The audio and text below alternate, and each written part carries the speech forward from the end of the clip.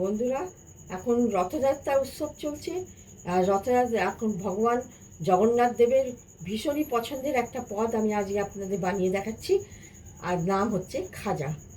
দারুণ সুস্বাদু খেতে, মুচমুচে। আসুন দেখে নিই এই রেসিপিটা বানাতে আমার কী কী উপকরণ লাগছে। এই রেসিপিটা বানানোর জন্য আমি অল পারপাস ফ্লোর নিচ্ছি, ময়দা নিচ্ছি, চিনি, সুগার, এখানে আমি নিয়েছি ডালডা।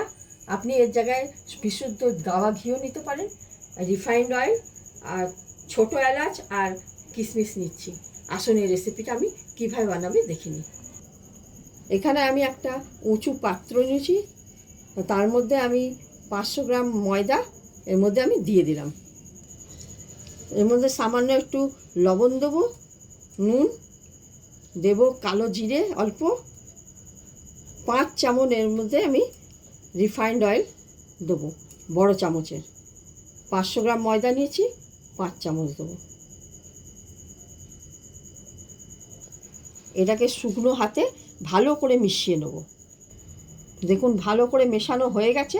এরম করে মুঠো করলে দেখুন ডালা পাকিয়ে যাচ্ছে, আবার এরম করে টিপলে ঝুরঝুরে হয়ে যাচ্ছে, এরম যেন হয়। এবার আমি জল নিয়ে, অল্প অল্প জল নিয়ে একটা মিডিয়াম ডো বানাবো।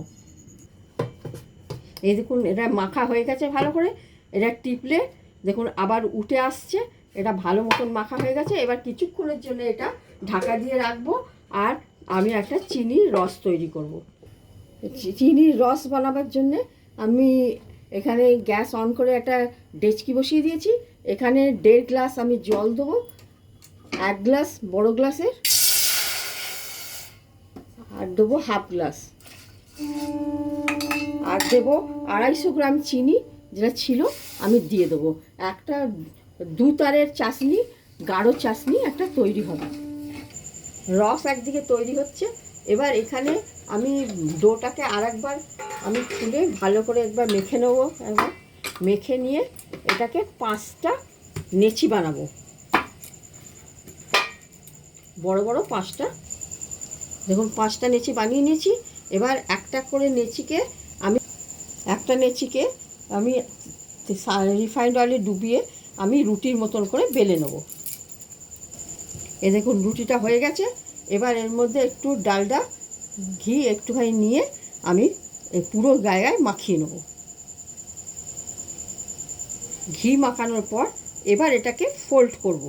দেখুন রুটিটাকে একটা ধার ধরে একদম টাইটলি ফোল্ড করব, মাঝখানে কোনো গ্যাপ না থাকে। এটাকে ফোল্ড করতে করতে পুরো ফোল্ড করে দেবো।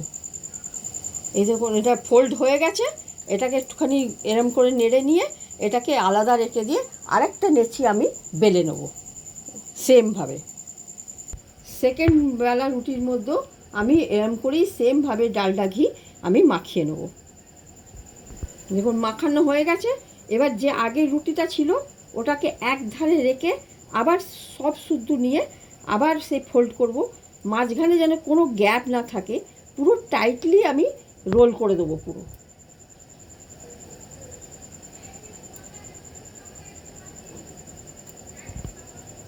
এইভাবে সেমভাবে করে আমি 5টা রুটি বানিয়ে নেব। এইভাবে 5টা রুটিকে পরপর একটার পর একটা আমি নিয়ে রোল বানিয়ে দিলাম। এবার এই লম্বা রোলটাকে আমি ছুরির সাহায্যে ছোট ছোট টুকরোতে কেটে নেব, পিস করে নেব। দেখুন গাঢ় রস হয়ে গেছে। এবার একটা পাত্রেতে আমি কিশমিশটা নিয়ে এর মধ্যে একটু রসে ভিজিয়ে রাখবো। এবার এলাচগুলো ছড়িয়ে রসটাকে একপাশে আমি সরিয়ে রাখবো। এবার ভাজবো। এবার একটা একটা নেচিকে আমি অল্প তেলে ডুবিয়ে একবার করে এরম করে টিপে এটাকে বেলে নেব।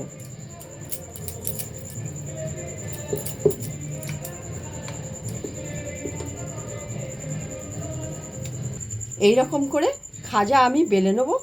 এরম করে সব নেচিগুলো ভেজে আলাদা করে রেখে নেব। খাজাগুলো ভাজবার জন্যে একটা কড়াতে আমি বেশ কিছুটা রিফাইন্ড অয়েল গরম করতে দিয়ে দিয়েছি। দেখুন তেল গরম হয়ে গেছে।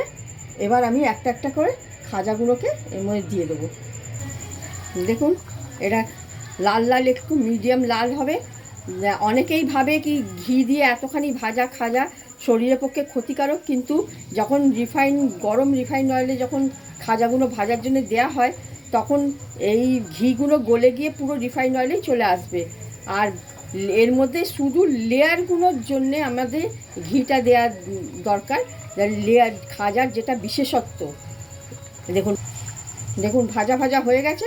এবার এটাকে তুলে নেব, তুলে নিয়ে এটাকে গরম চিনির রসটার মধ্যে দিয়ে দেবো। চিনির রস বন্ধ করেছি, কিন্তু যখন খাজা দেয়া হবে তখন চিনির রসটা যেন অতি অবশ্যই একটু গরম থাকে, তাহলে খাজার মধ্যে ভালো করে চিনির রসটা ঢুকতে পারে।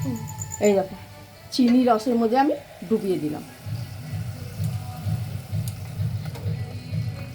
এরম করেই আমি সব খাজা ভেজে আমি চিনির রসে ডুবিয়ে কিছুক্ষণ পরে তুলে নেব। খাজাগুলোকে একটা প্লেটে সাজিয়ে দিলাম। এটাকে এলাচ গুঁড়ো আর ভেজানো কিশমিশ দিয়ে আমি এটা ডেকোরেট করে দেবো। দেখুন কতটা মুচমুচে হয়েছে। একটা আমি ভেঙে দেখাচ্ছি আপনাকে।